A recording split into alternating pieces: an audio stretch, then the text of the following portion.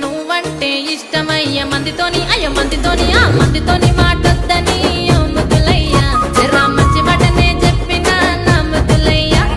లగమైతే చేసుకుందమే నా ముద్దులయ్య